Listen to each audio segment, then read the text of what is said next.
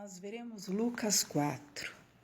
Lucas 4 fala do momento em que o Espírito Santo leva Cristo ao deserto para ser provado, para ser tentado.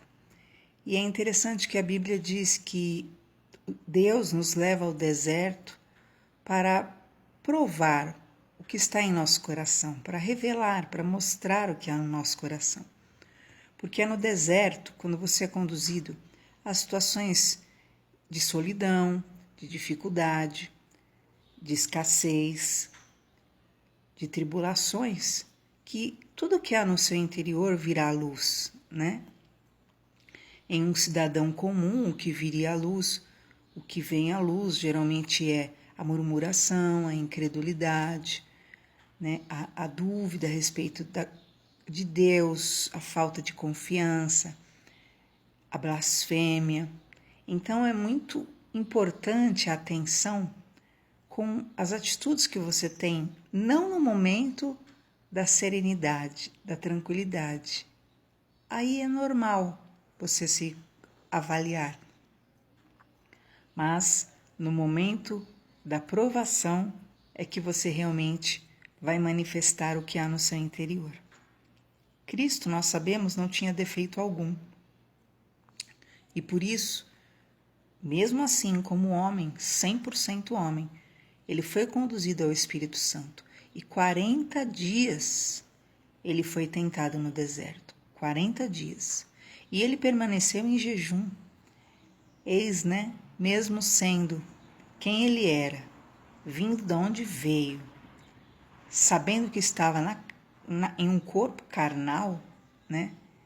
Cristo se precaveu, ele se manteve em jejum, ele se manteve em oração. Ele, sendo quem ele era, conhecendo a Deus face a face, precisou tomar essa ação. Imagina nós nos momentos de dificuldades, né? Às vezes nós queremos vencer como Pedro, né? Porque nós temos autoconfiança na nossa fé. E por isso, como ele também, nós acabamos perecendo diante da dificuldade, da tribulação, da provação. E Cristo permaneceu em jejum. E esses 40 dias sendo tentado e não caía, diz então que no final, quando acabou, ele sentiu fome, porque estava em jejum.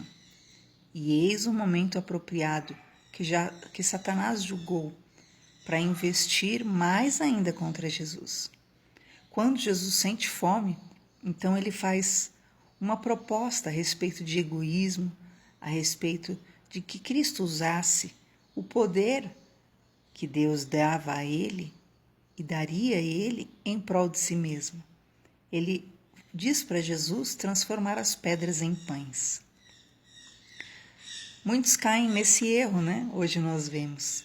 A quantos é dado o poder a fim deles atuarem em prol da sociedade, em prol de um Estado, em prol de uma causa, e quando eles possuem esse poder, eles acabam usando esse poder em prol do benefício próprio. Não é verdade que nós mais vemos no nosso Brasil?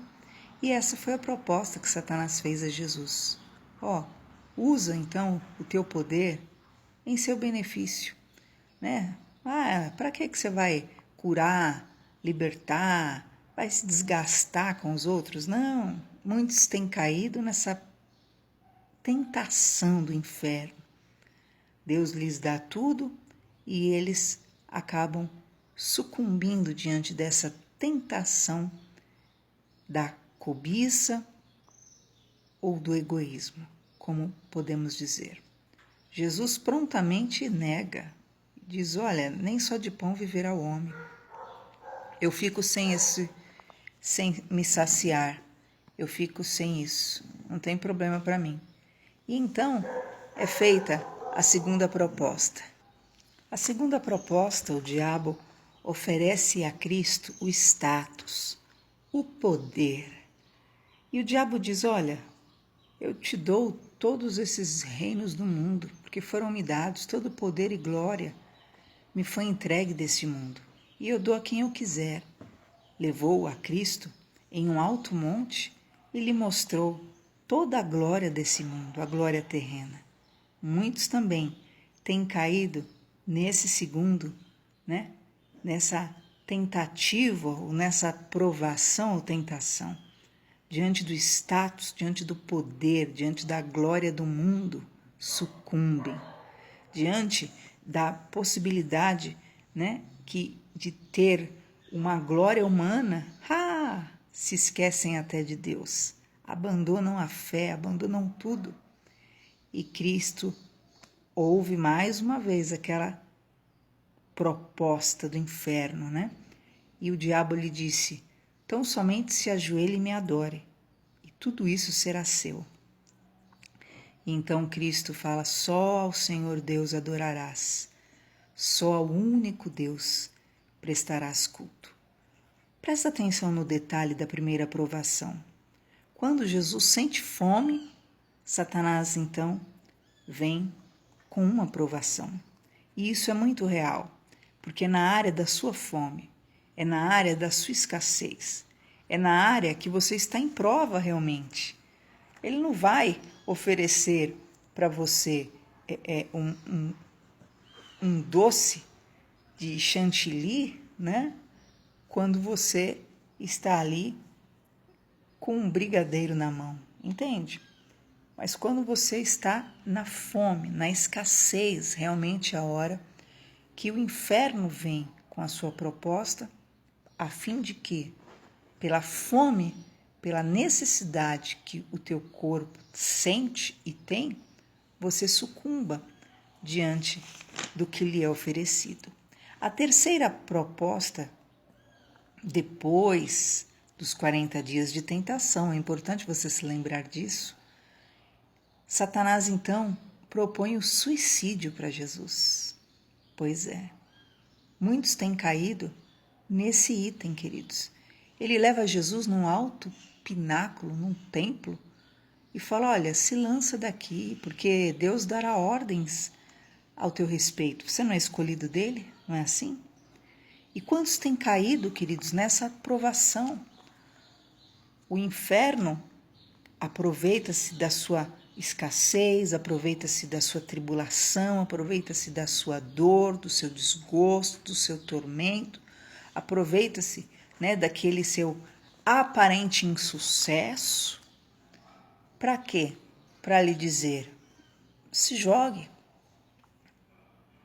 acabe com tudo, tome essa atitude precipitada, desesperada, tome essa atitude, se lance abaixo, quer dizer, se jogue de vez. Imagina isso que foi proposto a Cristo, que estava 40 dias já sendo provado. As bestas feras o cercavam, disse o livro de Mateus. Um detalhe importante: eram vários demônios envolvidos naquela provação. Você imagina, queridos, você passar por uma tribulação 1 dia, 3 dias, 5 dias, é difícil, né? Agora, 40 dias, o seu estado mental e psicológico já está totalmente abalado. E era essa circunstância que estava sobre Cristo. Então, dentro do contexto da realidade, a pressão que Cristo estava vivendo ali, naquele momento de provação, a proposta realmente de se lançar de um pináculo, a proposta de um suicídio, parecia mesmo uma resolução. Por quê? 40 dias já tinham passado, não acabava mais, né, aquela prova. E muitas vezes você se sente assim, parece que não acaba mais, parece que não vai ter fim, né? E o inimigo coloca como o fim, o escape, o fim de tudo, acaba com tudo, porque se Deus quiser te ajudar, Ele vai te ajudar, Ele vai dar ordem aos anjos a teu respeito, Ele vai te livrar ali na hora que você pula. E Jesus falou: olha, não tentarás ao Senhor teu Deus. Cristo manteve a sanidade, manteve a sabedoria, manteve o domínio próprio, mesmo em uma situação de total perturbação. Então, que você possa entender e aprender com essa passagem de Lucas 4, que é importantíssima. E no momento da tua tribulação, mantenha razão, o pé no chão, aguarde no Senhor. Depois dessa última provação, acabou. Diz a palavra de Deus que o diabo se afastou dele por algum tempo, lógico, né? Porque Cristo ficou sendo provado como qualquer ser humano a vida inteira, né? A vida inteira que ele esteve na terra. No entanto, você vai ver que em seguida os anjos vieram e o serviram. E eu quero declarar para você, independente da situação que você esteja vivendo, acalme-se e confie no Senhor, porque o Senhor é bom e a sua misericórdia dura para sempre. O choro dura uma noite, mas a alegria vem ao amanhecer. Espere, aguarde mais um pouco, porque Deus pode lhe trazer a providência. Então, depois que acaba aquela provação, Jesus volta para Galiléia e ele entra numa sinagoga. E ali ele lê o livro de Isaías, onde o profeta fala sobre ele. E ele começa a ler, imagina, ele passou por uma grande provação. Ele foi provado até a última. E ali ele começa a declarar o porquê que ele era chamado, porquê que ele estava em pé. E ele lê o livro de Isaías. O Espírito do Senhor está sobre mim. O Senhor me ungiu para evangelizar os pobres, curar os quebrantados de coração, pregar liberdade aos cativos, restauração de vista aos cegos, pôr em liberdade os oprimidos, anunciar o ano do Senhor. Enquanto ele estava ali pregando, na unção, só ele sabia a batalha que ele tinha enfrentado. Os fariseus, os religiosos olhavam e diziam: não é o filho de José? Esse aí não é o filho do carpinteiro? Esse aí? E começaram ali a julgar Jesus. E Jesus, conhecendo os corações, cheio do Espírito Santo de Deus, ele começa então a pregar. Vocês podem estar dizendo: cura-te a ti mesmo. Mas vocês sabem que não há profeta sem honra senão na sua própria pátria. E ele começa a dizer que ali na Galiléia, o lugar onde ele nascera, na verdade, né, as pessoas têm o hábito de não honrarem os seus. E que por causa da incredulidade não eram feitos milagres que em todos os lugares ele fazia. E por isso eles começaram a cobrar: por que não fazes, né, aqui na tua terra o que você faz em todo lugar? E então Jesus Cristo fala: na época da seca, onde ficou 3 anos e 6 meses de seca sobre Israel e havia fome em toda a terra, só uma viúva lá em Sarepta foi visitado pelo profeta Elias e recebeu o seu milagre. Da mesma forma ele diz: na época do profeta Eliseu, haviam muitos leprosos padecendo, mas só um, o Naamã, sírio, que foi purificado da sua lepra. Então Jesus ali anunciou que, na verdade, Deus se movia, como ele disse, só aquela viúva, Deus enviou Elias. Olha só. Jesus estava ensinando que só onde houvesse verdadeira fé, Deus se moveria. Aonde houvesse verdadeiro coração buscando a Deus, Deus atenderia. Imagina, em todo Israel, só uma viúva foi atendida e recebeu o favor de Deus porque buscou a Deus. Talvez todos os demais pereceram lastimando-se, amargurando. Na época de Eliseu, muitos leprosos, mas só um recebeu a cura, porque só um resolveu se mover em busca do seu milagre. E sabe o que aconteceu quando eles ouviram essa pregação, anunciando que a incredulidade impediu o milagre, que a dureza de coração impediu o milagre? Eles se encheram de fúria dentro do templo, se encheram de raiva contra Jesus. E sabe o que eles fizeram? Expulsaram Jesus do templo. Já pensou? Eles ouvem uma palavra poderosa da parte do Senhor, uma palavra verdadeira, ao invés de se quebrantarem, ao invés de dizer verdade, Senhor, a incredulidade no meu coração, a dureza em mim. Não. O que eles fazem? Eles ficam com raiva de Jesus. Arrastam Jesus para fora do templo. Levam Jesus ao cume do monte, que estava sobre a cidade deles, que eles se gloriavam, e eles iam jogar Jesus, precipitá-lo lá de cima daquele monte. Você tem noção do que é isso? Mas há muitas pessoas que são assim, queridos. Ao invés de ir à igreja com o coração aberto, para ouvir a Deus, ouvir ao Senhor, atender o que o Senhor lhes diz pelo Espírito Santo, no hino, no louvor, na palavra, se enfurecem, saem da igreja cheia de ira, se enfurecem contra Jesus e querem matá-lo na sua vida. Querem matar de vez a fé. Foi isso que eles fizeram. Quando eles tentaram jogar Jesus monte abaixo, Jesus se esvaiu no meio deles com a ajuda de Deus, certamente, e saiu daquele lugar. Então Jesus foi para Cafarnaum e lá começou a pregar, como sempre, palavras de autoridades. E ali, lá na sinagoga em Cafarnaum, tinha um homem cheio de demônios, com espírito de demônio. E quando ele vê Jesus, ele começa a gritar: o que você está aqui fazendo aqui, Nazareno?